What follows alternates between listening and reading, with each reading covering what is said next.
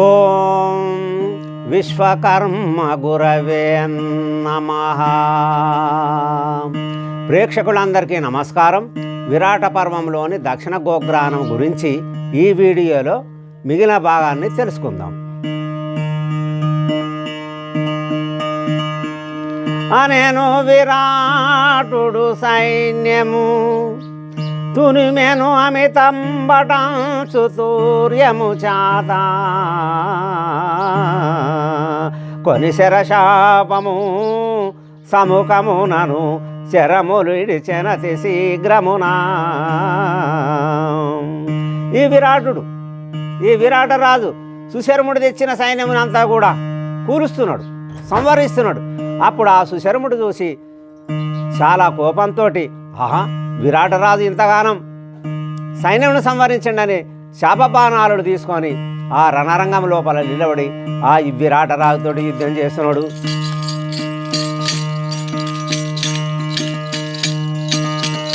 సుశర్ముడనే వీరుడందు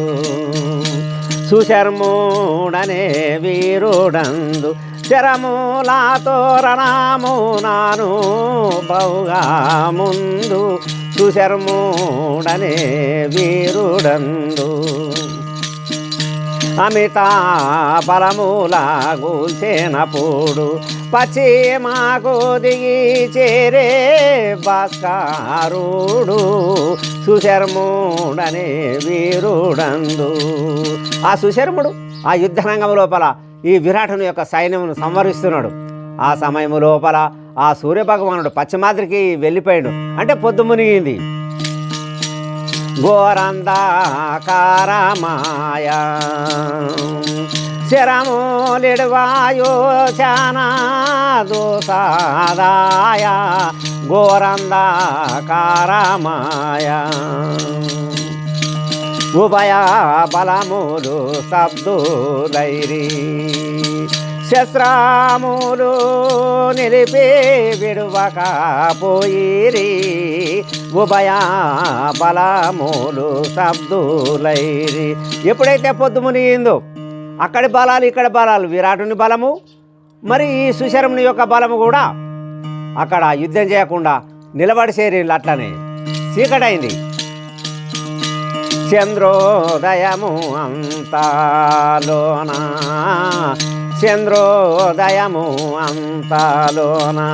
ఆయా నిల్చి వీరులు కదా నమోన చంద్రోదయమంతలోన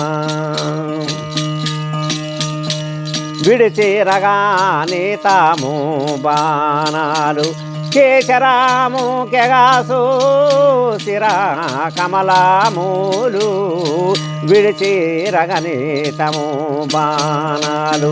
ఆ చీకట్లను పారదోలుకుంటా చంద్రుడు వస్తే ఆ వెన్నెల అక్కడ కురిస్తే అప్పుడు ఆ వెన్నెల లోపలనే ఆ ఎన్నీలకే ఈ యుద్ధం చేస్తున్నారు. ఈ సుశర్ముడు ఇడిచిన బాణాలు తగిలి ఈ విరాటుని యొక్క సైన్యం అంతా కూడా సంవరింపబడుతున్నాయి. శిరకమలాలంటే ఈ శిరస్సులన్నీ ఆకాశ మార్గం వెళ్ళిపోతున్నాయి. ఆ విరాటుడు కూడా ఇక్కడ వేసే బాణాలను వేస్తే ఇక్కడి వాళ్ళ శిరాలు కూడా తెగి ఆకాశ మార్గానికి ఎగిరిపోతున్నాయని ఆ వైశంపాయన మార్చి జర్మేంజయ భూపాలునికి తెలుపుతున్నాడు. బలసాగారుడు సుశర్ముండు విరాటుని సైన్యమంతా ధీరుండు బలసాగారుడు సుశర్ముండు తునిమి తుదాకు దిగెను రథమును విరాటుని వచ్చే కని పట్టుకొనేను తునిమి తుదకు దిగెను రథమును. వీరాది వీరుడు ఎవరు? ఆ సుశర్ముడు. విరాటుని కంటే వీరాది వీరుడు ఎవరు? సుశర్ముడు. ఆ సుశర్ముడు ఈ విరాటుని యొక్క సైన్యమునంతా తునుముతున్నాడు. అప్పుడు ఆ సుశర్ముడు తన రథమును దిగి ఆ విరాటరాజు నచ్చి పట్టుకున్నాడు. సకల వీరులెల్లగనగా సకల వీరులెల్లగనగా విరాటుని తెచ్చి బహుగా సకల వీరులెల్లగనగా బంధించు పోగానపుడు బంధించు పోగానపుడు అనే ధర్మాదుడు భీమనేడు బంధించు పోగానపుడు. రాజాదిరాజులు సైన్యం వీళ్ళందరూ చూడంగా ఆ విరాటుని బంధించి తీసుకొని పోతున్నాడు. అందరు చూడంగా ఎవరు ఈ సుశర్ముడు.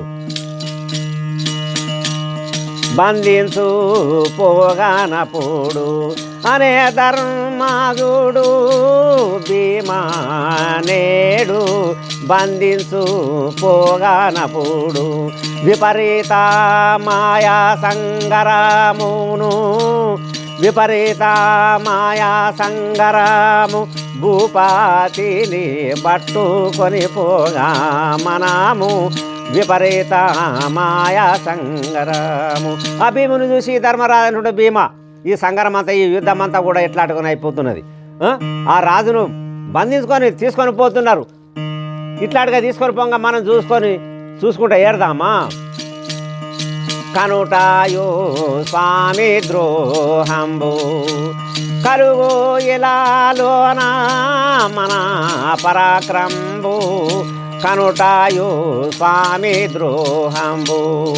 భీమా ఆ విరాట రాజుని పట్టుకొని పోతున్నాడు ఆ సుశర్ముడు. మరి ఇట్లాంటిగా మనం చేతులు కట్టుకొని చూసుకుంటే ఏడితే తప్పైపోతుంది.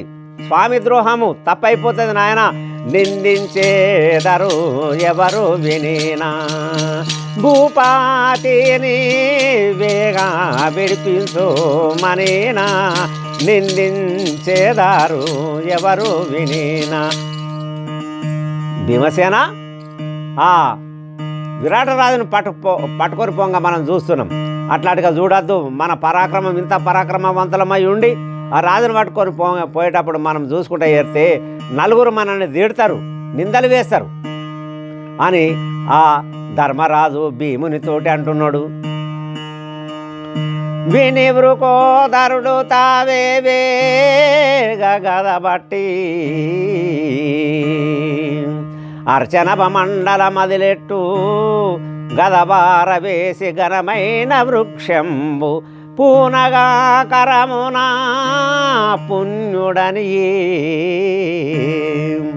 ఆ మాటలు విన్నటువంటి భీముడు గదను తీసుకొని ఆ సుశర్ముని మీదకి వెళ్తున్నాడు యుద్ధం చేయటానికి, ఆ విరాటుని విడిపించటానికి. అప్పుడు గదను వారేసి ఒక పెద్ద చెట్టును పీక్కొని పోయితే ఆ లొల్లికి ఆ భూమి ఆకాశాలని గడగడ వణుకుతున్నాయి, ఒలురుకుంటూ పోతుండే ఈ భీముడు. వృక్షము కొని చనిపోగాను వృక్షము కొని చనిపోగాను సాక్షాత్తుగా భీముడనుచు సకల రూపాలు ఈ క్షణమున పరికింతురు రక్షించు మితామసంబు రణరంగమునా. భీమసేన నువ్వు చెట్టును వీకొని పోతున్నావు. ఒకవేళ ఎవరైనా చూసి నిన్ను ఏర్పాటు చేస్తే, భీముడని ఏర్పాటు చేస్తే ఇక్కడ భంగమైపోతాం. అట్లాంటిగా చెయ్యకు, నీ కోపం తగ్గించు. ఈ రాజులందరూ చూస్తున్నారు. భీముడు అనుకొని ఇట్లాంటిగా అంటే మన యొక్క వ్రతము భంగం అయిపోతుంది. నీ కోపమును తగ్గించని ఆ భీమునికి ఈ ధర్మరాజు తెలియజేస్తున్నాడు. మనుజుని వలె చాపంబుగొని మనుజుని వలె చాపంబుగొని రణరంగము చేసి మత్స్యరాజును నేడు పనిపూనిక విడిపించుడి అనగనే చాపంబు బూని ఆ కాలంబు. నువ్వు ఒక మనిషి తీరంగా నువ్వు చేప బాణాలు తీసుకొని పోయి యుద్ధం చేయి, ఆ రాజును విడిపించు అని ఎప్పుడైతే ధర్మరాజు ఈ మాటలు అన్నాడో భీముడు విని అప్పుడు ఆ చెట్టును వారేసి చేప బాణాలు తీసుకొని సుశరుని మీదికి యుద్ధానికి వేండు. రథమెకి భీమసేనుడు ప్రతికాలుండయి రథమెకి భీమసేనుడు ప్రతికాలుండయి అరిచి పలికే సుశర్మ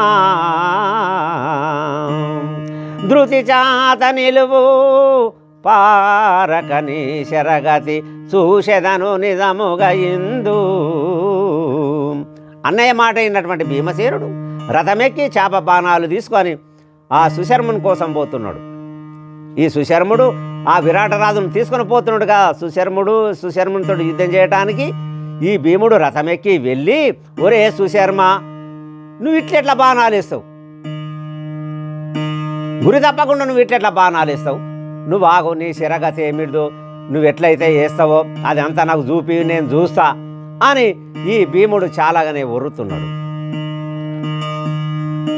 విని సుశర్ముడు మరలి వేగ భీముని, విని సుశర్ముడు మరలి వేగ భీముని చూసి కంపముంది పలికే కథనమునకు.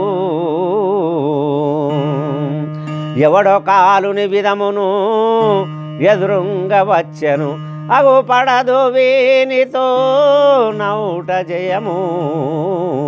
ఒరే సుశర్మ అని ఎప్పుడైతే ఈ భీముడు అన్నాడో ఆ మాటలు విన్నటువంటి సుశర్ముడు వెనుకకు మళ్ళీ చూసిండు. వెనుకకు మళ్ళీ చూసి తన ఆకారంను చూసి భయపడుతున్నాడు. అబ్బా, ఈయనతోటి మాత్రం యుద్ధం చేస్తే మనం ఈ యుద్ధం లోపల మనం గెలవము అని ఈ సుశర్ముడు అనుకుంటున్నాడు.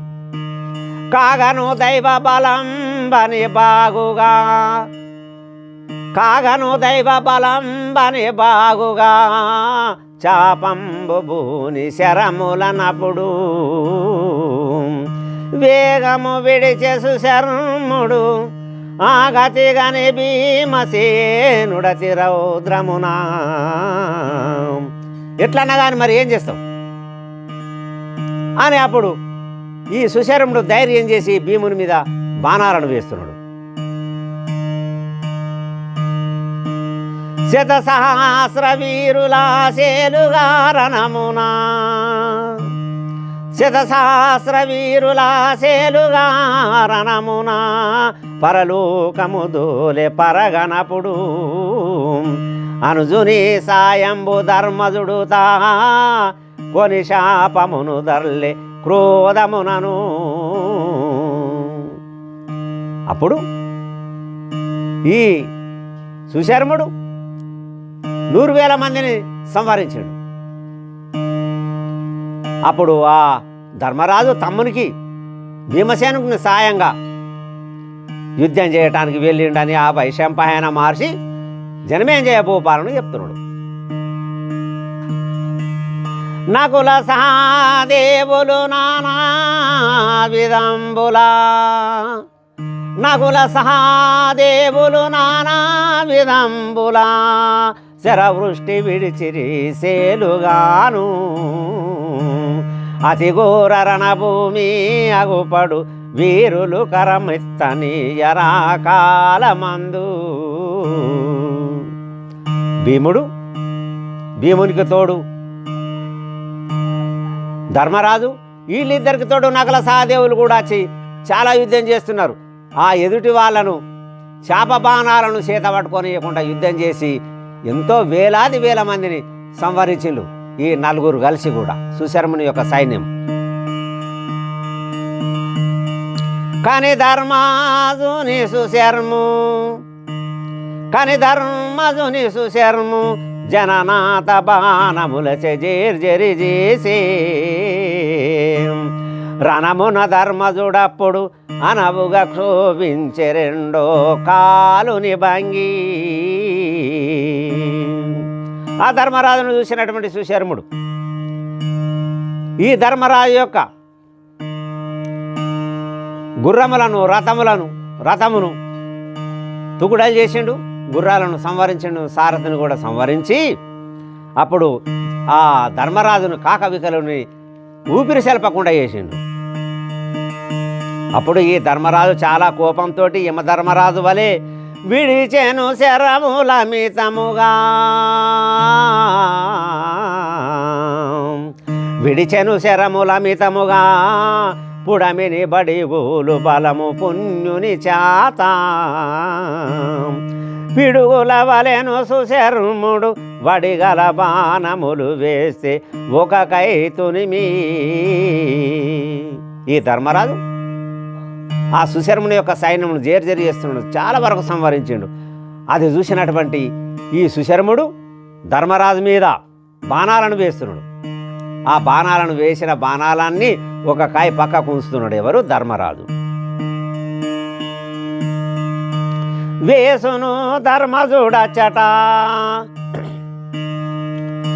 వేసును ధర్మజుడచ్చట, బాసురముగ సాగదేమి బలమును కనగా. ఆ సమయమున సుశర్ముని చేసెను సూర్ణంబు రథమును సైన్యములోన.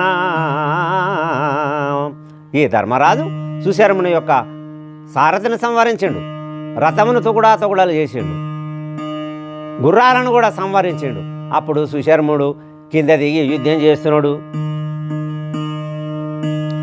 అప్పుడు సుశర్ముండు అవనిపై దిగి, అప్పుడు సుశర్ముండు అవనిపై దిగి గదకరమందున బూని కథనమునందు. తురుమును వీరులా తుదకు సుశర్ముడు అనివారమైన గద అప్పుడు వేసే.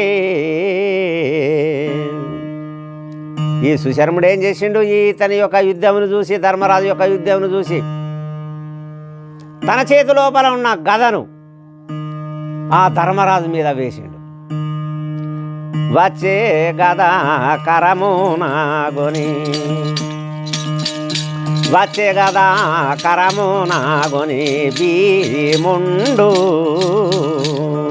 వాసిగా బట్టియు వేగా. ఎత్తు బలాంబున వేసేవానిపై ఏమీ దూసకను త్వరగా. రణభూమిడిచి సుశర్ముండు, రణభూమిడిచి సుశర్ముండు పారగాని భీముండు వచ్చే గదా కరమునాగొని భీముండు. ఎప్పుడైతే ఈ సుశర్ముడు ఆ ధర్మరాజు మీద గదను వేసిండో, ఆ వచ్చే గదను ఈ భీమసేనుడు వెళ్ళి పట్టుకున్నాడు. పట్టుకొని అదే గదను, ఏమి దోస్తలేదు ఎటు వేయాలనో, అదే గదను ఆ సుశర్ముని మీద వేసిండు. అప్పుడు ఈ సుశర్ముడు చూసి ఆ రణభూమి ఇడిసబెట్టి పోతే, పారిపోతే, అప్పుడు భీముడు ఏమంటున్నాడు కదా, ఉరుకుతూ వీరుని బట్టి క్రోధమునా, ఉరుకుతూ వీరుని బట్టి క్రోధమున ఊర్విపై బడవేసి. అరదుగా తాడన చేసి పాదమున అనే మూర్ఖారణ మిడిసి. ఎటు బారేవు నా సముఖంబు, ఎటు బారేవు నా సముఖంబు అనగానే భయామున సైన్యంబు ఉరుకుతూ వీరుని బట్టి. ఎప్పుడైతే ఈ సుశర్ముడు రణభూమి ఇడిసబెట్టి పారిపోతున్నాడో, అప్పుడు ఆ భీమసేనుడు చూసి ఉరుక్కుంటా పోయి ఆ సుశర్ముని బట్టి కింద ఎత్తేసి ఆ జుట్టు పట్టుకొని కాలుతోటి తంతున్నాడు. తన్ని, ఒరే మూర్ఖ, నువ్వు యాడికి పారిపోతున్నావు, నిలబడి నా యుద్ధం చేయి, నా సముఖం అంటే నా ముందర నిలబడి యుద్ధం చేయరా అని ఇట్లాంటిగా సుశర్ముని తన్నితే అక్కడ చూసినటువంటి సైన్యమంతా కూడా పలాయానం వైపాయ, పలాయానం వైపాయ భీముడు బట్టి. వానే దురామందు ఇలపై వేసియు ఈడ్చుకారాగాను వీరులెల్లా మన సందు. కనికం పాము నొందుతూ వేగా, కనికం పాము నొందుతూ వేగా అని వీరుని సముఖామిగా పలాయానం వైపాయ భీముడు బట్టి. ఆ సుశర్ముని బట్టి తనేటోళ్ళకి ఈ సైన్యం లోపలి వాళ్ళందరూ కూడా పారిపోతున్న సుశర్ముని సైన్యం అంతా కూడా. అప్పుడు ఆ జుట్టు పట్టుకొని ఈ సుశర్ముని భీముడు గుంజుకొని వస్తున్నాడు మన ఆ యుద్ధరంగం లోపల. కాలుడైన నిలిచి కథనంబు లోపల, కాలుడైనను నిలిచి కథనంబులోపల జయముందలేడు జనపతులనంగా. అబ్బా, ఈయనతోటి యుద్ధం చేసాడు చేత కాదు. ఆ యమధర్మరాజు యుద్ధం చేసినా కానీ ఈ యుద్ధరంగం లోపల యమధర్మరాజు పారిపోయేటువంటి పక్క ఈయనతోటి యుద్ధం చేసాడు, మనతోటి కాదని అంటున్నారు ఎవరు? సుశర్ముని యొక్క సైన్యం.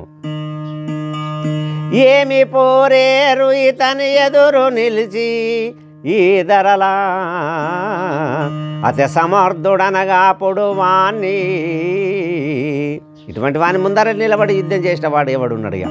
ఎవడు కూడా లేడు అని ఇట్లాంటిగా ఈ సైన్యం అంతా అనుకుంటా పారిపోతే చాలా సమర్థుడు, వీరాది వీరుడు అంటున్నారు. యమసుతుడు విరాటుడు ఏమనక, యమసుతుడు విరాటుడు ఏమనక నొక చోట కనుచున్నారు భీమ కౌతుకము. అప్పుడు ధర్మజునితో నేను భీముడు వీణ్ణి ఖండింతునాయనగ కరుణదలచి. ఆ ధర్మరాజు ఈ విరాటరాజు ఒక దగ్గర నిలబడి చూస్తున్నారు భీముడు చేసే పని అంతా కూడా. అప్పుడు ఈ భీముడు యాన్ని సుశర్మను ఈడ్చుకుంటా తీసుకెళ్ళి ధర్మరాజుతోటి అంటున్నాడు, మహాత్మా మరి ఈయన యొక్క తలను తీసేయమంటావా అని అడుగుతున్నాడు. అప్పుడు ఏమంటున్నాడు కదా, పలికెను ధర్మరూపాలుడు, పలికెను ధర్మరూపాలుడు ఇలా లోపల వీణ్ణి దునిమి ఏమి పలంబు. బలహీనుడు విడువు మనగనే ఇలపై నున్నట్టి వాణ్ణిడిచిట్లని. అప్పుడు ధర్మరాజు అంటున్నాడు, ఈయన సంవరిస్తే చంపేస్తే ఏమొస్తుంది, ఏమీ రాదు అని ఇడసబెట్టాని అంటే, అప్పుడు ఆ భీముడు సుశర్ముని యొక్క జుట్టుని ఇడసబెట్టి ఆ సుశర్మునితో ఏమంటున్నాడు కదా, విరాటదాసున్నని వింతగా బలికియు, విరాటదాసున్నని వింతగా బలికియు ప్రాణదానం బడుగు పలుకకుంటే. దండింతు నేను బట్టి ధ్వజమునకు గట్టుగా కారాగృహమునందుంతు కదులకుంటా.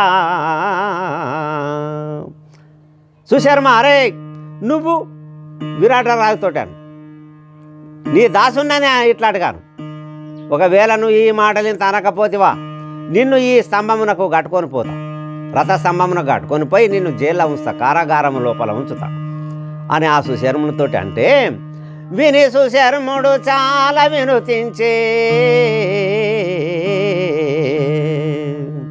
విని సుశర్ముడు చాలా వినుతించే మహారాజ ప్రాణదానమివ్వు పరగా నాకు. అప్పుడు ఈ సుశర్ముడు భీముని మాటలు విని ధర్మరాజుతోటి ఈ విరాటరాజుతోటి అంటున్నాడు, మహారాజులారా, మహారాజా నాకు ప్రాణదానమియ్యు, దాసాన దాసుడా, దాసాన దాసుడా దయతోగావుమని దయతోగావుమని అనగనే భీముండపుడు విడిచే. మహారాజా నీ దాసులకు దాసుని, దాసాన దాసుడను అని ఎప్పుడైతే ఈ శర్ముడు శరణాగతుడైండో ఇట్లాంటిగా అనుకుంటా, అప్పుడు ఆ సుశర్ముని భీముడు ఇడ్చబెట్టిండు.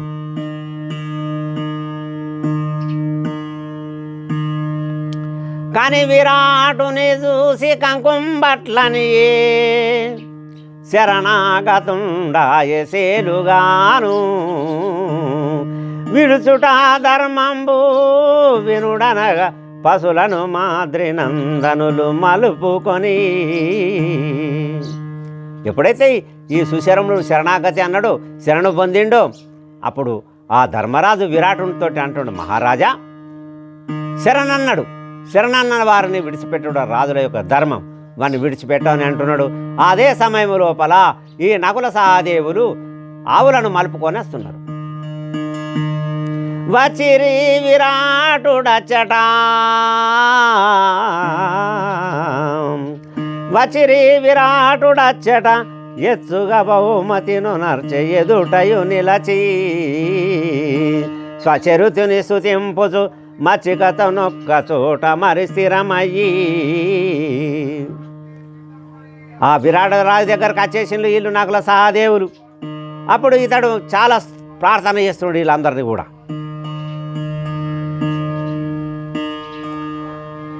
అనే ధర్మజుడు రూపాల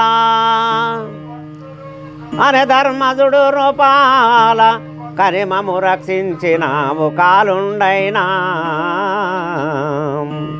నేను దునుమ వచ్చినప్పుడు మను చేసే కావ మాకు మర్యాద విను. అప్పుడు ఈ ధర్మరాజు అంటున్నాడు, మహారాజా మీరు ఎందుకొరకు ఇట్లాంటి మమ్మల్ని పొగుడుతున్నారు? మాకు ఇంతవరకు పానాదులను ఇచ్చి మమ్మల్ని రక్షణ చేసింది అని ఇట్లాంటిగా ఆ ధర్మరాజు విరాటరాజుతోటి అంటున్నాడు. 12 మాసాలు పరగని అన్నంబు 12 మాసాలు పరగని అన్నంబు భక్షించినాము నిన్ను పట్టుకొని శత్రుడు గుణబోవసేలుగా యుద్ధంబు చేయుట ధర్మంబు చెప్పని అలా. మహారాజా 12 నెలలు అంటే 1 సంవత్సరం పాటు మాకు అన్నపానాదులను ఇచ్చి మమ్మల్ని కాపాడిను. పగవాడచ్చి నేను పట్టుకొని పోతే మేము చూస్తుంటా ఊరుకుంటామా? మేము కూడా యుద్ధం చేసేటోళ్ళమే, మేము కూడా యుద్ధం చేస్తాం. మిమ్ముని మాత్రం కాపాడే బాధ్యత మాది కూడా ఉన్నది. విని విరాటుండని విశ్వంబులు విని విరాటుండని విశ్వంబులు మీరు నరులుగారయ్య నిర్జరులు తమరు ప్రాణమున్నాళ్ళు పరగమీ పాలన అద్భుతంబుగా చేతను దినంబు. ఆ విరాటరాజు ధర్మరాజుతో అంటుండు, మహాత్ములారా మీరు మాత్రం మానవ మాతృలు కానే కారు, మీరు దేవతలు. నా ప్రాణం ఉన్నన్ని రోజులు మిమ్మల్ని నేను పాలన చేస్తా, మిమ్మల్ని పోషిస్తా అని ఆ విరాటరాజు ధర్మరాజుతోటి అంటున్నాడు. ఆపత్తు సమయమునాదరించిన వారిని ఆపత్తు సమయమునాదరించిన వారిని మరచిపోయేవారు మైలు వేగా పరమక్లేశముంది పతనమయ్యి నరక బిడియం నోట బలుకని అలా. ఆపత్కాలం లోపల ఆదరించను అటువంటి వాళ్ళని మర్చిపోతే చాలా పాపం తగులుతుంది, చాలా కష్టాలు వస్తాయి, నరకం తగులుతుంది, నరకంకు వెళ్ళిపోతారు అటువంటి వాళ్ళు. ఇక మాట్లాడేది ఏమున్నది? ఉపకారకుల చూసి ఊర్విలు ఎవరైనా లేసి మొక్కకుంటే లెక్కలేని పతితాత్ముడే వాడు పరమచండాలుడు సుఖముందడెన్నడు సుస్థిరముగా. ఉపకారం చేసినటువంటి వాళ్ళకు అలా వస్తే తప్పకుండా మొక్కాలి, లేచి నిలబడి. మరి అట్లా మొక్కకుంటే మాత్రం అటు చాలా పాపాత్ముడే, చండాలుడు, దుర్మార్గుడు, దుష్టుడే అడు. అటువంటి వాడు ఎప్పటికి కూడా సుఖపడ్డట్టు ఎక్కడ కూడా లేదు. మీ కృపతో నేను మేదిని లోపల మీ కృపతో నేను మేదిని లోపల జన్మించినట్లా ఏ జగతిలోనా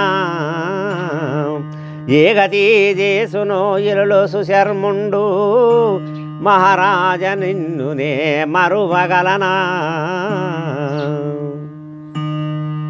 మహారాజా ధర్మరాజుతో అంటున్నాడు ఈ విరాటరాజు, మహాత్మా మీరు చేయంగా నేను ఇప్పుడు మళ్ళా పుట్టినట్టయి. మరి ఆ సుశర్ముడు నన్ను ఏం చేస్తుండేనో ఏమో, అటువంటి వాని యొక్క బారి నుండి నన్ను కాపాడింది. మీ అటువంటి వాళ్ళని నేను మతిమరసానా? నేను మతిమర మహారాజులారా అని అంటున్నాడు. ఎవరు? ఈ విరాటరాజు. నా కన్యను మీకిచ్చియు నా కన్యను మీకిచ్చియు సాకాల్యము రాజ్యమంత సంతోషమునా ఈ కాలమర్పించియు ప్రకటముగా సేవ చేతు పరమదయాల నా బిడ్డని మీకు ఇచ్చేస్తా, పెళ్లి చేసిస్తా, ఈ రాజ్యమంతా కూడా సంతోషంతో మీకు అర్పణ చేస్తా, నేనే మీకు సేవ చేస్తా అని ఆ విరాటరాజు ధర్మరాజుతోటి అంటున్నాడు. అనగానే ధర్మజుడు హర్షించితిమి చాలా నీవన్న మాటలు నిఖిల సుఖము ప్రాప్తమాయను మమ్ము పలుమారు వేడుట అవనీశ సాలించు మనగనపుడు. ఇతడు ఇట్లాంటిగా ఈ విరాటరాజు మిమ్మున్నే మీరే రాజులు కానీ మీకు నేను సేవ చేస్తానే అంటే అప్పుడు ఈ ధర్మరాజ సాల్సాల మహారాజా ఇక అనకు, మీరు ఇచ్చిన మాట పక్కనే, మేము రాజులమైన మాట పక్కనే, అంత మంచి మాటని ఊకి అట్లాంటిగా అనకు అని ఈ ధర్మరాజు అక్కడ విరాటరాజుతోటి అంటున్నాడు. పాయసు శర్ముండు